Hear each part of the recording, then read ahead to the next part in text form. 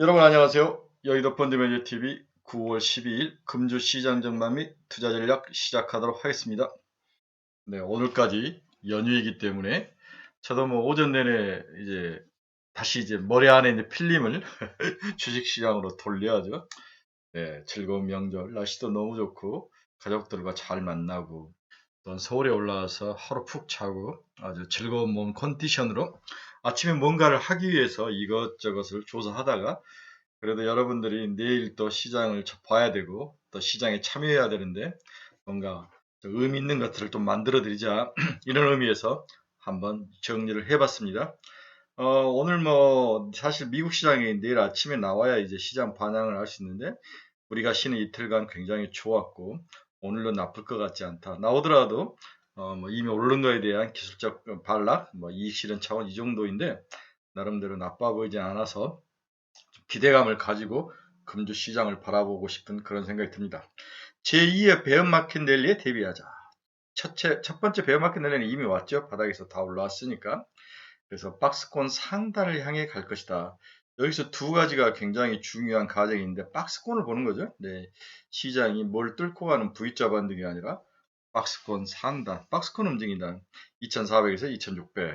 그렇죠? 이 정도에서 박스권 상단 2600을 향해서 이제 시장이 갈 것이다. 이렇게 생각을 하는 그런 과정. 그러니까 결국은 이번 장도 크게 올라가지는 않지만 어느 정도 박스권 상하단을 왔다 갔다 하는 그런 장세 중에서 박스권 상단으로 가는 정도가 제2의 베어마켓 랠리다. 이렇게 가정을 했습니다. 이제 내일이면 14일 아침에 이제 내일이 아니라 모레 이제 CPI가 나오는데 과연 CPI가 어떤 모습으로 나올지 굉장히 중요하고 이 CPI에 따라서 페드의 금리 정책이 이번 달 75bp는 분명한 것 같아요. 그 다음에는 어느 누구나 예상을 하기를 첫째는 파웰이 강력히 이야기를 했죠. 8분 동안 단호하게 꺾이지 않겠다. 지속적으로 인플레이션을 잡겠다. 그렇기 때문에 말을 바로 바꾸거나 우리가 연준 피벗 다시 금리를 내리는 그러한 형태의 모습은 절대 코멘트를 주지 않을 것이다. 대신 거기에 대한 코멘트를 밑에 여는 부총재들이 슬쩍슬쩍 파웰의 마음을 읽어가면서 서로 이중 플레이를 하는 거죠. 파웰은 강력하게 금리를 잡겠다. 금리를 올리겠다. 다음 인플레이션을 잡겠다라고 이야기를 하고 연준 부의장들은 살짝 더 경제에 대해서 한 발자국씩 움직여주는 그러한 이중 플레이, 그러면서 시장 물타기를 하는 그러한 전략이 이루어질 것이다. 이렇다면 박스권에 움직일 것이고 시장은 제2의 베어마켓 랠리, 박스권 상단을 향해서 가지 않을까 이렇게 보면서 시장을 관찰해야 되는 게 아닌가 그런 결론을 가지고 한번 내용을 만들어 봤습니다. 같이 한번 나눠보도록 하겠습니다. 여러분의 구독, 좋아요는 저에게 큰 힘이 됩니다. 많이 눌러주십시오. 네, 금주죠. 금주시장 키포인트는 박스권 상단을 향해 갈 것이다. 성장주와 반도체주들이 치고 올라오는데 늘 연속성, 이 연속성의 키포인트가 굉장히 중요하다. 사실 이제 올라올 것은 다 올라왔죠. 모든 게 다 기술적 반등을 했는데 이제 남아있는 것은 성장주와 반도체가 마지막에 밑에 깔려 있는데 이들이 과연 어떤 모습으로 나올 것인지 이 성장주에는 메타 플랫폼, 메타버스도 들어가 있고 게임, 그렇죠. 제약바이오. 제약바이오도 살짝 연초에 올랐으니까 대신 반도체가 가장 밑바닥에 깔려 있는데 반도체가 이 바닥을 찍고 올라올지 이러한 그런 모습들, 순환매의 강도, 뭐가 또 돌아올지 그리고 모든 악재가 다 희석 중에 있는 거죠. 네, 1차 희석이 된 거죠. 그래서 알코올을 희석하면 밍밍하죠. 네, 시장은 그렇게 강한 독주는 이제는 없다. 이렇게 볼 수 있을 것 같습니다. 따라서 시장은 약간 제2의 베어마켓 랠리를 가정에 두고 봐야 되는데 베어마켓 2차 내연을리는 그렇게 강하지는 않을 것이다. 바닥에서는 10% 정도면 충분하다고 생각하고 그 이상에서는 이익 실현을 하자. 이 정도 가정을 두고 플레이하는 게 좋지 않을까 그렇게 결론을 내봅니다. 자, 첫 번째 질문은 9월 FOMC가 75bp 인상을 한다. 그 다음의 행보는 어떻게 될 것인가? 과연 연준은 그 다음에도 75bp를 지속 올릴 것인가? 아니면 50bp라든지 그 이후에 대해서 코멘트를 어떻게 할 것인가? 일단은 우리가 예상해 볼 수 있는 것은 절대로 파웰은 75bp를 올린 이후에 그 다음에 연준 피벗 시장을 약간 슬로우하게 가져가는 거, 긴축을 좀 풀어줄 생각은 전혀 없다라고 클리어하게 확고하게 이야기를 했는 거죠. 하지만 다양한 지방 연은 총재와 부총재들이 경제도 좀 생각해야 되는 거 아니야? 이렇게 하면 마사지를 하는 전략인데 이렇게 됐을 때 연준의 향후 행보는 어떻게 될 것인가? 이 부분이 제가 여러분들과 함께 던지는 첫 번째 질문입니다. 8일날 파월 연준의장은 잭슨홀 컨퍼런스와 발언과 크게 다르지 않은 말을 했죠. 즉 시장이 기대하고 있는 조기 완화 정책에 대한 경고와 물가 완화 이전까지 공격적인 금리 인상을 지속할 것이라고 주장을 했습니다. 이런 가운데 이날 블라드 세인트 루이스 연은 총재가 여전히 75p 금리 인상을 주장하고 연말까지 3.7에서 4%까지 금리를 올릴 것이다라고 언급을 했죠. 더불어 소비자 물가지수가 낮아진다고 해도 9월 금리 결정에는 아무런 영향을 주지 않을 것이다라고 강하게 이야기를 했습니다. 여기에 매파 성향의 에스터 조지 캔자스시티 은행 총재도 연준은 아직 금리를 더 올릴 여지가 충분하며 여전히 정책 금리는 낮은 수준이며 더 많은 금리 인상을 유지해야 한다. 이렇게 강하게 매파적인 발언을 했습니다. 또한 더불어 크리스토퍼 월러 연준 이사는 9월에 75p 인상을 시사했으며 정책 금리까지 4%까지 올려야 한다고 언급을 했죠. 특히 인플레이션이 둔화되면 4% 이하로 내릴 수 있으나 인플레이가 개선되지 않으면 4%를 크게 상회해야 하기에 내년 초까지는 금리 인상이 지속될 수 있다. 이렇게 강성농자들은 이야기를 했습니다. 여기가 이제 중요한 게 아니에요. 이건 다 아는 이야기다. 이러한 연준위원 발언 가운데 기존에도 지속되어 왔던 발언이 크게 다르지 않은 모습이다. 그렇지만 최근 브레이너드 연준 부의장, 찰스 에반스 시카고 연은 총재가 뭐라고 했냐면 여전히 추가적인 금리 인상을 이어가야 한다. 하지만 이게 중요하죠. 너무 빠른 금리 인상이 문제를 야기할 수 있다고 주장하는데 미묘한 변화가 감지되고 있다. 이 점에서 우리가 좀 희망을 가지고 제2 베어마켓 랠리에 관심을 갖는 거죠. 그동안 모든 연준위원들은 매우 공격적인 통화정책을 통해 인플레를 제어해야 함을 강조해 왔지만 9월 FOMC를 앞두고 너무 공격적인 통화정책에 대한 우려를 표명한 거죠. 이는 9월에 의해 50이나 75bp, 75bp 인상이 확실하고 난 이후 이제는 그 속도가 낮아질 것을 준비해야 한다는 것을 엿보여줄 수 있다고 볼 수 있으며 그렇기 때문에 달러 강세 요인 중 하나였던 연준의 금리 인상 이슈는 점차 외환시장에 미치는 영향이 약화될 것으로 예상이 되고 있다. 킹달러, 이 살벌한 킹달러가 어느 정도 좀 누그러져야 무엇이든지 한쪽으로 치우치면 항상 사이드 이펙트 역효과 나타나죠. 수혜자도 있지만 피해자가 많은 거죠. 지금 킹달러의 수혜자는 아무도 없습니다. 미국이 겨우 인플레이션을 좀 잡는 정도? 하지만 미국 주가 박살내고 글로벌 시장 박살나고 전부 다 주식시장이 박살나는 그런 모습이 나타나지 않습니까? 너무 한쪽으로 치우치는 것은 승자가 없다. 실제 이날 공격적인 연준위원들의 발언에도 달러화는 여타 환율 대비 약세를 보였으며 살짝 달러 지수가 108점 후반대까지 빠졌습니다. 국채금리도 단기물이 비록 상승하긴 했으나 그 폭이 축소되는 등 제한적인 영향을 미쳤다는 것, 그러한 모습이 나타났다는 것. 따라서 밸런스를 맞춰가는 과정이다. 밸런스를 맞춰가는 건 항상 제2의 골디락스다. 그렇죠? 네, 밸런스는 한쪽으로 치우치는, 강성적으로 치우치는 모습이 살짝 중화되는 과정이다. 이게 제2 베어마켓 랠리를 움직일 수 있는 하나의 그런 팩트, 모멘텀으로 봤다. 첫 번째 질문에 대한 답은 그렇습니다. 그래서 금요일 날 끝난 달러 지수는 108.62로 110 근처까지 110을 뚫고 갔었죠. 갔던 게 좀 빠지는 그러한 모습이 나타나고 있다. 이게 이제 105까지 내려와야 되는데, 그리고 이제 100까지 내려오는 모습이 나타나야 되는데, 아직까지는 여전히 높지만, 그래도 꺾이는 모습은 나타난다. 이렇게 볼 수 있습니다. 자, 그러면 첫 번째 질문에 대한 답은 75bp를 인상 후에 그 이유는 어떻게 될 것인가? 물론 강한 긴축에 대해서 지속적으로 나갈 확률도 있지만 11월에 있을 건데 11월에는 그 다음에 이제 CPI가 지속적으로 하락을 한다면 50bp, 25bp 이런 식으로 좀 강도가 누그러뜨릴 그 가능성이 충분하다. 이렇게 우리가 결론을 내볼 수 있습니다. 첫 번째 질문에 대한 답은 생각보다는 긴축 강도가 낮아질 것이다. 그 과정에는 CPI가 생각보다 더 크게 많이 하락할 확률이 높아 보인다. 이렇게 정리를 해볼 수 있습니다. 두 번째 질문은 그러면 9월 13일 내일 나오고 우리나라 시간으로 목요일 날, 14일 날 나올 것 같은데 예상 CPI 지수는 어느 정도인가? 그리고 향후 CPI는 어떻게 될 것인가? 여기에 대한 질문이죠. 답을 한번 찾아보도록 하겠습니다. 미국 8월 소비자 물가는 에너지 물가가 안정되는 힘입어서 헤드라인 기준 소폭 하락을 기대한다. 헤드라인이라는 것은 우리가 발표되는 YY 기준, 그 전체를 묶은 지수를 말하죠. 수치를 말하죠. 9.1에서 8.5까지 빠져 있는 상황입니다. 다만 식료품과 에너지, 이게 이제 핵심 코어 물가 지수에 빠지는데, 이것을 뺀 핵심 소비자 물가는 여전히 0.4에서 0.5 YOY 기준으로 예상돼 물가 불안한 요인이 여전히 잔존을 하고 있다. 그렇습니다. 핵심 소비자 코어 CPI는 0.4에서 0.5% YOY 기준, MOM이죠. 지난달 기준으로 0.4에서 0.5% 상승할 확률이 높아 보입니다. 헤드라인은 빠지는데 코어가 안 빠지면 여전히 미국의 FOMC는 핵심 코어 CPI를 보고 정책을 세우기 때문에 여전히 경계감을 늦추기는 힘들 것이다. 연준은 헤드라인 지표보다 핵심 물가 상승 압력에 주목할 것을 보이고 9월에 75p 기준금리를 인상할 것이다. 미국 8월 소매 판매와 산업 생산 등 주요 동행 지표는 전월 대비 증가세가 완만해지는 개선세는 유지가 예상이 되고 있다.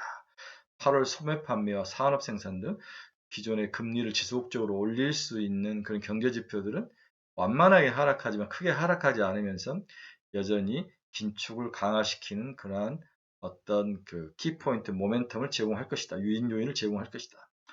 탄탄한 고용과 상대적으로 부담이 적은 재고 영향 덕분으로 미국의 경제 지표는 튼튼할 것이며 미국 패드의 긴축은 지속될 것이다. 이렇게 예상을 해볼 수 있습니다. 따라서 CPI가 그렇게 많이 확 그렇게 꺾여서 칠자가 보일 정도로 꺾이지는 않겠다. 이렇게 예상을 해야 되는 거죠. 반면 8월 중국 주요 동행지표는 지지부진한 흐름 연장생산이 예상이 되고 있다. 중국은 지금 미국과 다르게 반대 움직임을 많이 보이고 있죠. 중국의 소매 판매와 산업 생산은 전월보다 증가폭이 소폭 확대할 것으로 집계된 대신 부동산 경기 위축에 고정자산 투자 증가세가 추가로 둔화될 우려가 높으면서 우려감이 커지고 있다. 부진한 8월 수출입 동향과 지역적으로 발생한 코로나 재확산 영향 등을 고려시 컨센서스를 하회할 가능성이 중국 경제지표는 상존을 하고 있다. 또 영국은 9월 통화정책에서 영란의 정책금리를 1.75에서 2.5로 인상을 했죠. 1989년 이후 가장 큰 인상폭을 기록할 전망이다. 이렇게 CPI는 미국은 살짝 꺾일 확률이 높아 보이고 중국도 살짝 꺾일 확률이 높아 보이고 유럽은 아직까지 꺾이는데 좀 시간이 걸릴 것이다. 이렇게 예상을 해본다면 8.5에서 8.2나 8.3 정도가 나타나지 않을까. 헤드라인 CPI가 코어 CPI는 오히려 반대로 살짝 올라가는 0.4에서 0.5 YY MOM으로 이렇게 두 가지 모습으로 나올 거로 예상이 됩니다. 이 과정을 가지고는 미국의 긴축에 대한 것들을 풀 수는 없는 거죠. 그래서 9월은 충분히 시장을 움직임하는 모멘텀보다는 그래도 안정을 찾을 것이고 기대감은 이제 10월, 11월 이 두 달로 다시 2월 되는 그러한 모습이 나타날 것이다. 이렇게 예상을 해봅니다. 미국 8월 소비자 물가 헤드라인 지표는 안정이 살짝 빠지죠. 네. 핵심 물가는 살짝 올라가면서 불안한 모습을 보일 것으로 예상합니다. 미국의 소매 판매는 전월 대비 보합 수지를 유지하면서 큰 변동은 없을 것이다. 미국 8월 산업 생산은 7월에 비해 증가세가 둔화되나 개선 흐름을 지속을 하고 있다. 산업 생산. 네. 설비 가동률도 빠지지 않고 있죠. 영국 소비자 물가와 기준금리, 소비자 물가가 이렇게 10%를 넘게 올라가고 기준금리도 2.5까지 올리는 그러한 불안한 모습이 유럽은 이어지고 있다. 이렇게 볼 수 있습니다. 8월 주요 동행 지표는 부진한 흐름이 연장될 것으로 판단이 되고 있습니다. 중국 8월 산업 생산과 GDP는 부진한 모습이 연장될 것으로 예상이 되고 있죠. GDP가 이제 영선 거의 뭐 성장하지 않는 쪽까지 내려온 상황이고 산업 생산도 살짝 하락하면서 옆으로 기는 모습. 그러니까 생각보다는 그렇게 좋지 않는 상황이다. 오히려 이 예상을 하회할 가능성도 중국에는 달려 있다. 중국 소매 판매와 고정자산도 보면 다 하락하는 트렌드, 끝이 내려오는 모습이 보이죠? 이렇습니다. 그럼 G2 중에서 미국은 경기가 튼튼하고 나름대로 슬로우다운을 하고 있지만 그런대로 잘 버티는데 G2의 한 축인 중국은 생각보다도 그 꺾이는 강도, 경기 침체의 강도가 훨씬 세다. 이렇게 볼 수 있는 거죠. 이렇게 되면 두 개를 합친다면 일단은 경기 침체는 중간 정도, 글로벌적으로 보면 중간 정도 침체는 확실히 올 것이고 지역에 따라 다를 것이고 CPI도 여전히 경기 침체가 나오면서 꺾일 확률이 높아 보인다. 이렇게 분석을 해볼 수 있을 것 같습니다. 금주 발표될 주요 경제 지표죠. 13일은 소비자 물가가 나오죠. MOM으로. 네, MOM은 예상치는 0. 마이너스 0.1. 그러나 이전치는 0.0 움직이지 않았다. 소비자 물가 지수. 산업 생산도 뭐 아직 예상치가 안 나온 상황이다. 그렇죠? 생산자 물가도 아직 안 나온 상황이고 예상한 9월 15일 날 무역 수지, BOE 통화 정책, 기업 재고, 산업 생산, 소매 판매, 소비자 물가, 설비 가동률 15일이 중요한 것들이 많이 나오네요. 16일은 한국 M2 유동성, 수입 물가, 실업률, 중국인 산업 생산, 소매 판매, 고정 투자 16호, 16이 중요한 경제 지표. 나름대로 의미 있는 경제 지표가 쏟아지는 게 15, 16이기 때문에 잘 봐야 된다. 그렇게 예상합니다. 이게 이제 수목 이 정도에 걸쳐 있었기 때문에 이때는 좀 변동성이 좀 있을 수 있는 그러한 시장에 영향을 미칠 수 있는 그러한 상황일 수 있다. 이렇게 가정을 하시면 될 것 같습니다. 자, 세 번째 질문은 킹달러. 무섭죠. 지금 킹달러가 모든 것들을 다 지배하는데 향후 킹달러와 이하나의 움직임은 어떻게 될 것인가? 이 세 번째 질문을 우리가 한번 답을 해보도록 하겠습니다. 자, 미국은 9월 FOMC를 앞두고 미국 주요 지표인 물가나 실물 발표를 주목하는 가운데 달러 강세가 지속적으로 이어질 가능성이 전망이 되고 있다. 물론 강도가 조금보다 더 낮아질지만 지속적으로 이어질 가능성은 높은 거죠. 미국 8월 소비자 물가는 헤드라인 기준 물가 안정에도 핵심 소비자 코 CPI가 오름세를 나타낼 확률이 높아 보인다. 따라서 연준의 긴축 기조를 뒷받침할 전망이 이어질 것으로 예상됩니다. 이렇다면 킹달러가 지속적으로 압력을 받을 것으로 보이죠. ECB가 기준금리 인상폭을 확대하면 미국과 정책금리 차를 축소하고자 하나 경기 불확실성이 더 큰 유의로 작용하면서 유로화 반등을 지향할 거로 예상이 되고 있습니다. 일단은 금리 차이에서 오는 달러 강세, 유로화 약세를 줄이기 위해서 유로화가 기준금리를 올렸지만 그 뒷면에 또 환율을 움직이는 또한 핵심 포인트가 경제의 튼튼함과 경제의 강도죠. 여기에 미국이 유럽을 앞서기 때문에 킹달러는 쉽게 무너지진 않을 것이다. 이어질 확률이 높아 보인다. 경기 하방 위험을 고르는 노드스트림 1 관련 노이즈가 단기에 개선될 가능성이 없어 보인다. 유럽은 지속적으로 에너지 문제로 넘어질 것이다. 이 이야기를 하고 있습니다. 한국의 원달러 확률도 지속적으로 올라갈 확률이 높아 보이는 거죠. 미국의 경기 우위 및 연준의 긴축 경계가 시족되면서 강달러 흐름이 이어지는 가운데 주 후반 발표될 중국 8월 통행지표가 중요하다. 최근 이하나와 동조 흐름을 강하게 나타내고 있는 한국은 국지적인 제로 코로나 봉쇄 정치로 중국이 위험 속에 빠지면서 중국 지표 해모 기미가 정말 미진할 것으로 예상이 되고 있다. 따라서 강달러는 어느 누구도 건들 수 없는 지속적인 트렌드가 이어질 현상이다.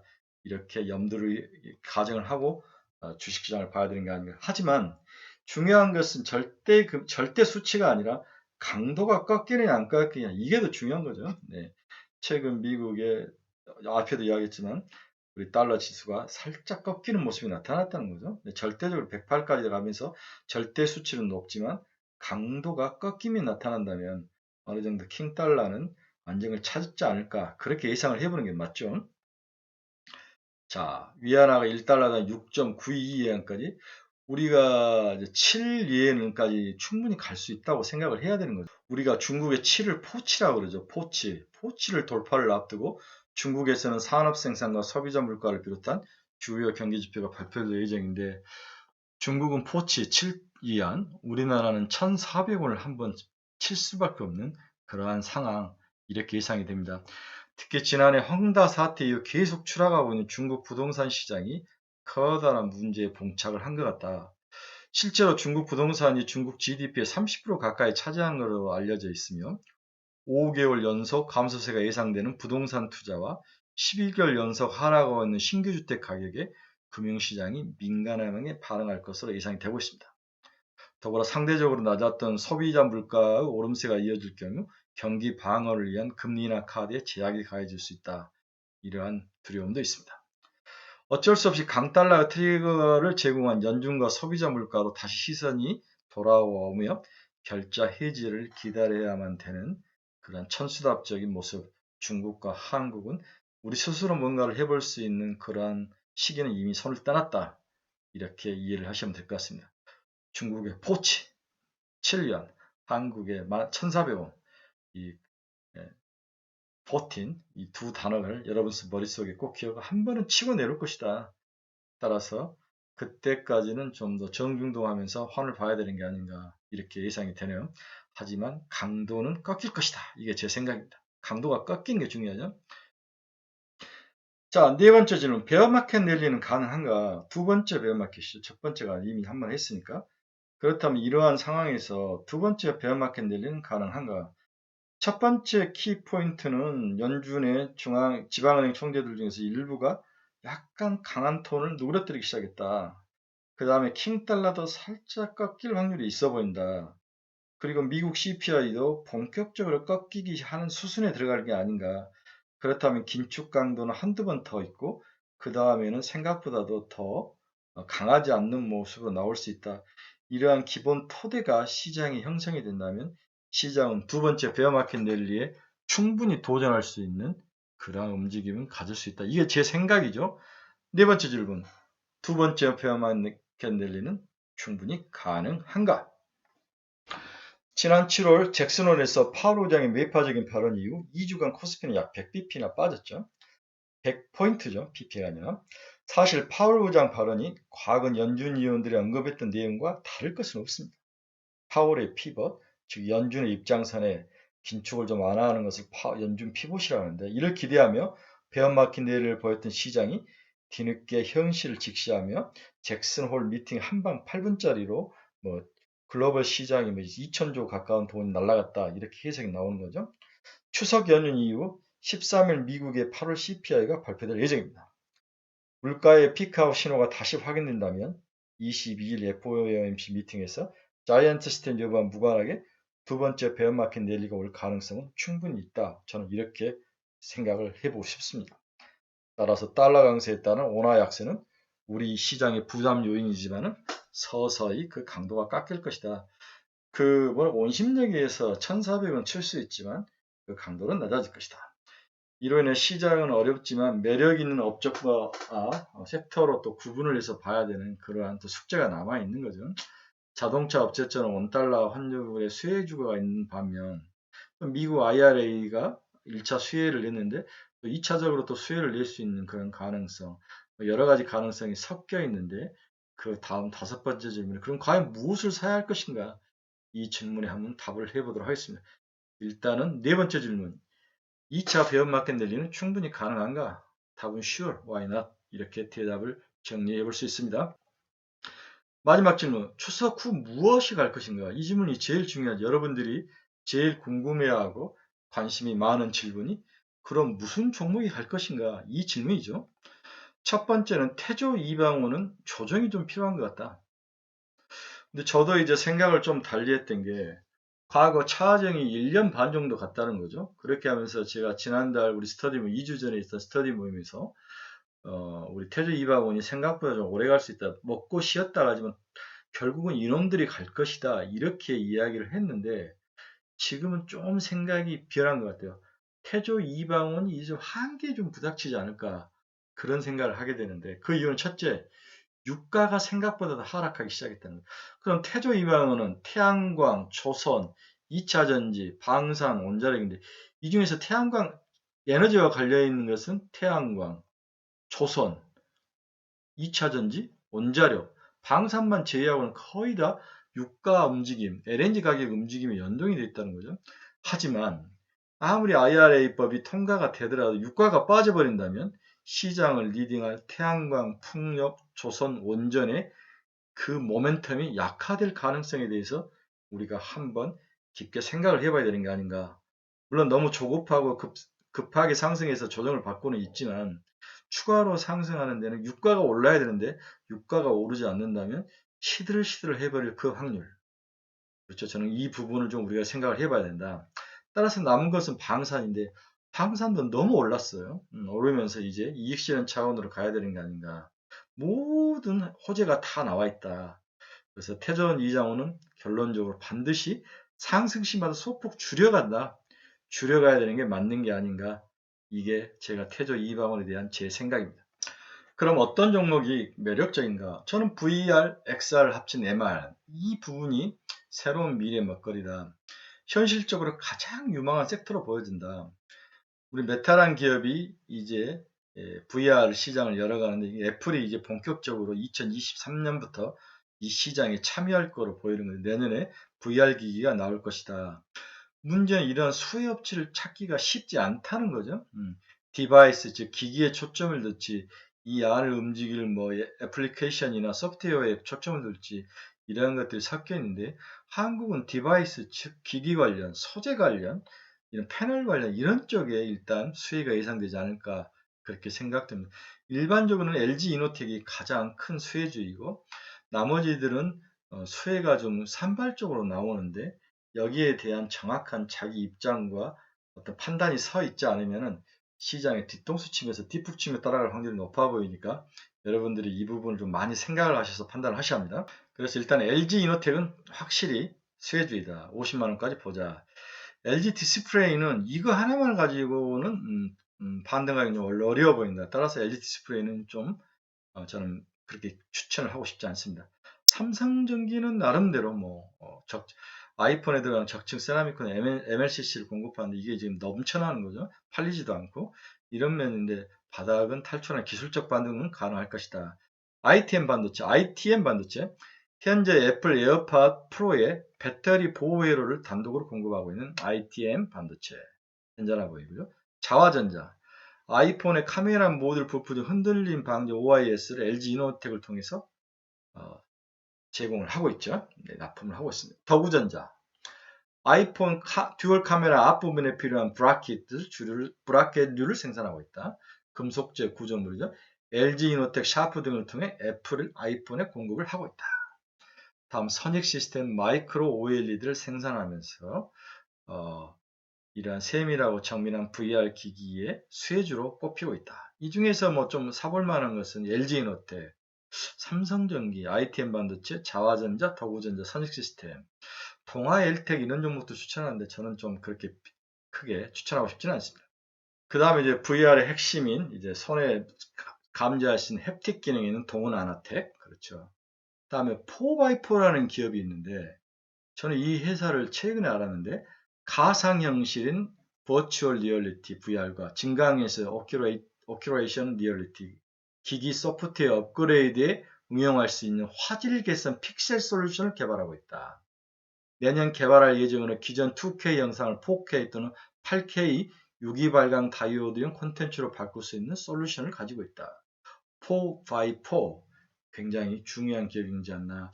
여기서 한번 승부를 걸어봐도 되지 않나. 4x4 여러분이 강력히 한번 추천을 해봅니다. 세 번째로 추석 이후에 우리의 눈을 좀 우리가 섹터에 관심을 가지고 여전히 로봇이죠. SPG, 레인보 로보티스, 로보티즈, 휴림 로봇, T 로보틱스, U 로보틱스, HD 현대. 특히 HD 현대는 현대중공업 용접용 로봇이죠. 로봇에서 출발을 했는데 KT와 함께 이제 배송 로봇 분야로 진격을 하는 거죠. 다양하게 HD 현대에서 만든 로봇이 시장에서 스프레드 확장성을 가지고 움직이고 있다. 이렇게 보는 것도 좋을 것 같은데 지금 4조까지 시총이 올라왔는데 얼마까지 봐야 되는지 모르지만 일단은 한번 보는 것도 괜찮을 것 같습니다. SPG, HD현대, 레인보 로보틱스 이런 종목들은 좋아 보입니다. 네 번째는 여전히 현대차 관련 수혜주이죠. 네, 현대 오토에버, 서현이와 화신, SL 이런 종목이 있는데 최근에 뜨지 않는 게 현대 오토에버죠. 현대 오토에버는 한번 사볼 만하다. 이렇게 여러분들에게 추천을 한번 해봅니다. 마지막으로 전문 애널리스트가 추천한 종목인데 중소형도 키움증권이 추천하는데 BH, 성인아이텍, 레고캠바이오, 신성이엔지, MI텍, 벽산, 아무그린텍, JVM, 뉴프렉스, 4x4, 나무가 이런 종목인데 한번 여러분들이 쭉 보시길 바랍니다. 우리 이제 카페 친구들은 이 자료가 이미 올라가 있죠. 그래서 여러분들이 카페로 좀 들어오면 많은 혜택을 받을 수 있습니다. 좀 많이 좀 들어오십시오. 카페 정말 우리 카페처럼 공부 많이 하고 직장지선이 살아 숨쉬는 카페도 없습니다. 제가 여러분들에게 자랑할 수 있는데 좀 가입 좀 많이 해주십시오. 자, 이렇게 해서 우리가 추석 이후에 봐야 될 거, 태조 이방은 좀 조심해야 된다. 그 다음에 로봇 관련주는 좋아 보인다. VR, XR은 핵심이다. 그 다음에 현대차 관련 소재주도 괜찮다. 그 다음에 기타 다양한 어떤 그 모멘텀을 가지고 있는 중소형주들 중에서 한번 봐라. 이렇게 여러분들에게 종목 이야기를 했습니다. 자, 내일 새벽이면 이제 미국 시장이 또 어떤 모습으로 나올지 3일 정도 다 오르면 내일은 굉장히 크게 올라갈 확률이 높아 보이기 때문에 좀 긍정적인 시각을 가지고 시장을 바라봐야 되는 게 아닌가. 2차 베어마켓 랠리에 좀 적극적으로 대응하는 그러한 모습. 기존에 있는 테러 이방원이 올라오면 좀 팔아서 VRXR이나 이런 쪽으로 가주는 그러한 센스, 포트폴리오 교체가 좀 필요한 게 아닌가 이렇게 여러분들에게 보내봅니다. 네, 즐거운 월요일 연휴 마지막 날입니다. 여러분들의 공부에 생각하는 데 도움이 되는 중요한 자료가 됐으면 좋겠습니다. 여러분 감사합니다. 내일 뵙겠습니다.